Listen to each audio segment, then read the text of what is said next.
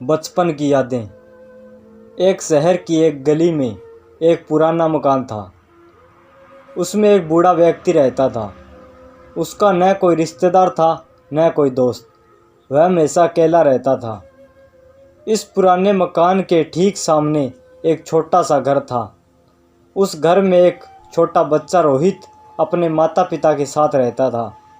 बूढ़े व्यक्ति को बच्चे बहुत अच्छे लगते थे। वह जब भी बच्चे को देखता था प्यार से हाथ हिलाता था। छोटा बच्चा भी अपनी खिड़की में खड़े होकर जवाब से उसकी ओर देखकर हाथ हिलाता था। धीरे धीरे दोनों की दोस्ती हो गई। रोहित बूढ़े व्यक्ति को दादाजी कहकर बुलाने लगा। दादाजी अक्सर रोहित के लिए बिस्कुट लाते थे। कभी कभी वे उसकी पसंद की चॉकलेट लाकर भी उसे देते थे।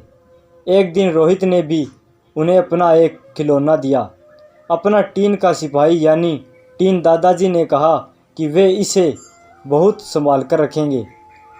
कुछ दिनों बाद रोहित ने देखा कि दादाजी कहीं भी दिखाई नहीं दे रहे हैं। उनके मकान को तोड़ दिया गया और वहाँ एक बेहद बंगला बनाया गया। रोहित के पिता ने उस बंगले को खरीद लिया। रोहित और उसके माता पिता बंगले में रहने लगे। धीरे धीरे रोहित बड़ा होने लगा और बचपन के उन दादाजी को भूलने लगा। जब वह बड़ा हुआ और उसकी शादी हो गई तब उसकी पत्नी भी वहीं रहने आई। एक दिन वह अपनी पत्नी के साथ बंगले के बगीचे में हाथ से एक गड्ढा खोद रहा था। वहाँ वह एक बीज बोना चाहता था। तभी उसकी उंगली में कुछ चुभा।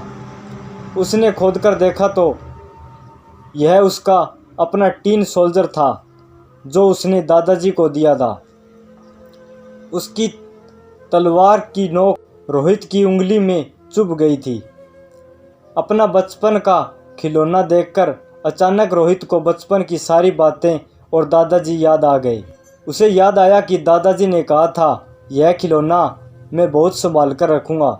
रोहित ने अपनी पत्नी से बचपन की वह सारी बातें सुनाई। सुनाते सुनाते उसकी आंखें भर आई।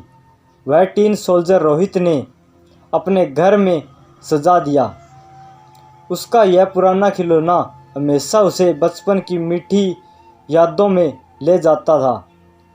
साथ ही उसे दादाजी भी याद आते थे।